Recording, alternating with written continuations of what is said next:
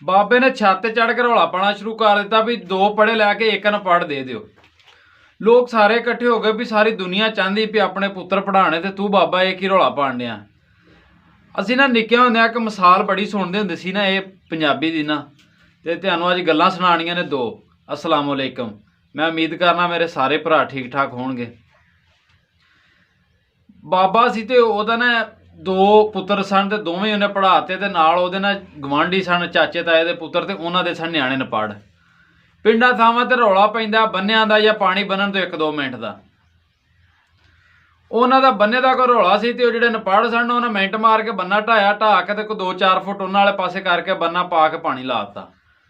ਬਾਬਾ ਆਇਆ ਘਰ, ਉਹਨੇ ਆਪਣੇ ਪੁੱਤਰ ਸੱਦੇ, ਦੋਵਾਂ ਨੂੰ ਸੱਦ ਕੇ ਆਂਦਾ ਵੀ ਇੰਜ ਕੀਤਾ ਗਵਾਂਢੀਆਂ ਆਪਣੀ ਜ਼ਮੀਨ ਤੇ ਕਬਜ਼ਾ ਕਰ ਲਿਆ, ਕੋਈ 2-4 ਫੁੱਟ ਜਗ੍ਹਾ ਮਾਰ ਲਈ ਤੇ ਆਪਾਂ ਨੂੰ ਉਹਨਾਂ ਕੋਲੋਂ ਲੈਣੀ ਹੈ ਤੇ ਚਲੋ ਚੱਲੀਏ ਤੇ ਲਈਏ ਕਬਜ਼ਾ। ਉਹ ਜਿਹੜੇ ਸਨ ਨਾ ਉਹਦੇ ਦੋਵੇਂ ਪੁੱਤਰ, ਇੱਕ ਜਿਹੜਾ ਸੀ ਉਹ ਪੁਲਿਸ ਮਹਿਕਮੇ ਸੀ ਤੇ ਇੱਕ ਵਕੀਲ ਸੀ। ਉਹ ਦੋਵੇਂ ਕਹਿਣ ਵੀ ਅੱਬਾ ਆਪਾਂ ਨਾ FIR ਦਿੰਨੇ, ਇੱਕ ਕਵੇ ਦੂਸਰਾ ਕਵੇ ਅਦਾਲਤਾਂ 'ਚ ਰੋਲਾਂਦੇ ਉਹਨਾਂ ਨੂੰ, ਇਸ ਤਰ੍ਹਾਂ ਕਰਕੇ ਆਪਾਂ ਉਹਨਾਂ ਨੂੰ ਜ਼ਲੀਲ ਕਰਾਂਦੇ ਤੇ ਆਪਾਂ ਇੰਜ ਕਰ ਦਿਆਂਦੇ ਉਂਝ ਕਰ ਦਿਆਂਦੇ। ਇੱਕ ਉਹ ਪੜ੍ਹੇ ਲਿਖੇ ਅੰਦਾਜ਼ 'ਚ ਉਹਨਾਂ ਮਸ਼ਵਰਾ ਦੇਣਾ ਸ਼ੁਰੂ ਕਰਦਾ ਤੇ ਉਹ ਬਾਬੇ ਨੂੰ ਬੜਾ ਦੁੱਖ ਲੱਗਾ ਵੀ ਉਹਨੇ ਆਖਿਆ ਇਹਨਾਂ ਨਾਲੋਂ ਤੇ ਫਿਰ ਉਹਨੂੰ ਪੜ੍ਹ ਚੰਗੇ ਨੇ ਜਿਨ੍ਹਾਂ ਵਕਤੀ ਫੈਸਲਾ ਮੁਕਾ ਦਿੱਤਾ ਹੋਵੇ। ਉਹ ਬਾਬਾ ਛੱਤ ਤੇ ਚੜ੍ਹ ਕੇ ਨਾ ਤੇ ਰੌਲਾ ਪਾਵੇ ਆ ਕੇ ਵੀ 2 ਪੜ੍ਹੇ ਲੈ ਕੇ ਤੇ 1 ਅਨਪੜ੍ਹ ਦੇ ਦਿਓ। ਇਹ ਗੱਲ ਨਾ ਅੱਜ ਤੱਕ ਨਾ ਮੈਂ ਤੇ ਇੱਕ ਮਿਸਾਲ ਦੇ ਤੌਰ ਤੇ ਹੀ ਸੁਣੀ ਸੀ, ਲੇਕਿਨ ਨਾ ਹਕੀਕਤ ਬਣਦਿਆਂ ਨਹੀਂ ਸੀ ਵੇਖਿਆ। ਕੱਲ ਅਸੀਂ ਇੱਕ ਜਗ੍ਹਾ ਤੇ ਗਏ, ਇੱਕ ਕੁਲਖਾਨੀ ਸੀ ਤੇ ਉੱਥੇ ਨਾ ਇਮਾਮ ਸਾਹਿਬ ਤਕਰੀਰ ਕਰ ਰਹੇ ਸਨ।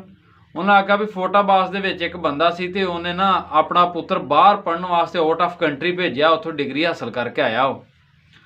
ਉਹ ਆਇਆ ਤੇ ਆਣ ਕੇ ਨਾ ਵਾਹਵਾ ਜਦੋਂ ਕੋਈ ਥੋੜਾ ਅਰਸਾ ਹੀ ਹੋ ਗਿਆ ਹੋਇਆ ਦਾ ਕੋਈ ਸ਼ਾਇਦ, ਤੇ ਮਹਿਫਲ ਲੱਗੀ ਸੀ ਤੇ ਉਹਦੇ ਵਿੱਚ ਉਹਦਾ ਪਿਓ ਬੈਠਾ ਗੱਲ ਕਰ ਰਿਹਾ ਸੀ ਤੇ ਜਿਹੜਾ ਪੁੱਤਰ ਬਾਹਰੋਂ ਪੜ੍ਹ ਕੇ ਆਇਆ ਸੀ ਨਾ ਉਹਨੇ ਕਾਫੀ ਆਵਾਮ ਦੇ ਵਿੱਚ ਨਾ ਪਿਓ ਨੂੰ ਬੇਇੱਜ਼ਤ ਕੀਤਾ ਤੇ ਵਾਹਵਾ ਬੁਰਾ ਭਲਾ ਆਖਿਆ। ਉਹ ਪਿਓ ਨੂੰ ਐਸਾ ਸਦਮਾ ਪਹੁੰਚਿਆ, ਐਸੀ ਗੱਲ ਉਹਨੇ ਦਿਲ ਤੇ ਲਈ ਕਿ ਪਿਓ ਜਿਹੜਾ ਸੀ ਉਹ ਫੌਤ ਹੋ ਗਿਆ ਉਸੇ ਸਦਮੇ ਦੇ ਨਾਲ। ਮੇਰੀ ਆਪਣੀ ਰਾਏ ਵੇ, ਤੁਹਾਡੀ ਆਪਣੀ ਰਾਏ ਹੋਏ ਦੀ। ਮੈਂ ਨਾ ਅਗਰ ਇਹੋ ਜਿਹੇ ਨੂੰ ਪੜ੍ਹੇ ਲਿਖੇ ਨੂੰ ਪੜ੍ਹਾਉਣ ਨਾਲੋਂ ਤੇ ਲੱਖ ਲਾਹਨਤ ਉਹਦੀ ਜ਼ਿੰਦਗੀ ਤੇ, ਜਿਹਨੂੰ ਆਪਣੇ ਵੱਡਿਆਂ ਦਾ ਪੜ੍ਹਾਈ ਤੋਂ ਬਾਅਦ ਅਦਬ ਹੀ ਨਹੀਂ ਪਤਾ ਪੜ੍ਹਨ ਦਾ ਮਕਸਦ ਕੀ ਹੈ ਸਾਡਾ। ਜਿਸ ਤਰ੍ਹਾਂ ਕਿ ਯਾਰ ਮੇਰਾ ਤਾਂ ਦਿਲ ਨਹੀਂ ਸੀ ਕਰਦਾ ਵੀਡੀਓ ਬਣਾਉਣ ਤੇ ਵੀ ਅਸੀਂ ਆਪਣਾ ਕੀ ਕਲਚਰ ਵਿਖਾਈਏ ਲੋਕਾਂ ਨੂੰ, ਕੀ ਮਾਸ਼ਰਾ, ਜਿਵੇਂ ਆ ਸਾਨਿਆ ਮੀਆਂ ਵਾਲੀ ਹੋਇਆ ਵੇ ਤੇ ਮੈਂ ਉਹਦਾ ਮਾਮਾ ਇੰਟਰਵਿਊ ਦੇ ਰਿਹਾ ਸੀ ਤੇ ਉਹ ਕਹਿ ਰਿਹਾ ਸੀ ਕਿ ਉਹ ਜਿਹੜਾ ਮੇਰਾ ਭਣੇਵਾ ਮੈਂ ਉਹਨੇ FSC ਕੀਤੀ। ਮੈਂ ਨਾ ਕਾਹਦੀ ਉਹਨੇ FSC ਕੀਤੀ, ਉਹਦੇ ਨਾਲ ਤੇ ਅਨਪੜ੍ਹ ਬਿਹਤਰ ਨੇ। ਕਮ ਅਜ਼ ਕਮ ਅਨਪੜ੍ਹ ਬੰਦਾ ਜਿਹੜਾ ਉਹਦੇ 'ਚ ਅਦਬ ਤੇ ਹੁੰਦਾ ਨਾ, ਉਸ ਪੜ੍ਹੇ ਲਿਖੇ ਨੂੰ ਹਾਦਸਾਤੀ ਤੌਰ ਤੇ ਜਿਹੜੇ ਬੰਦੇ ਕੋ 2 ਜਮਾਤਾਂ ਪੜ੍ਹ ਜਾਂਦੇ ਨਾ, ਇਹਨਾਂ ਦੂਸਰਿਆਂ ਬੰਦਿਆਂ ਦਾ ਜੀਣਾ ਹਰਾਮ ਕਰ ਛੜਿਆ। ਇਹਦੇ ਨਾਲੋਂ ਤੁਸੀਂ ਅਨਪੜ੍ਹ ਚੰਗੇ ਜੇ, ਕਮ ਅਜ਼ ਕਮ ਵੱਡਿਆਂ ਦਾ ਅਦਬ ਕਰੋ।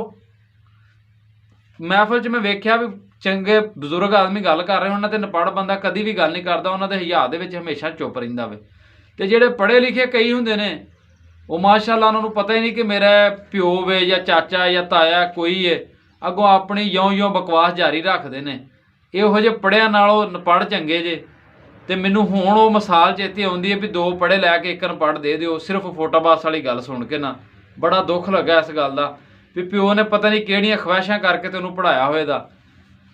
ਤੇ ਮੇਰੀ ਗੱਲ ਸ਼ੇਅਰ ਕਰਿਓ ਕਿ ਤਾਂ ਕਿ ਹਰ ਬੰਦੇ ਤੱਕ ਪਹੁੰਚੇ ਤੇ ਉਹਨਾਂ ਨੂੰ ਪਤਾ ਲੱਗੇ ਵੀ ਪੜ੍ਹਨ ਦੇ ਵਿੱਚ ਫ਼ਰਕ ਕੀ ਹੁੰਦਾ ਤੇ ਅਨਪੜ੍ਹ 'ਚ ਕੀ ਫ਼ਰਕ ਹੈ।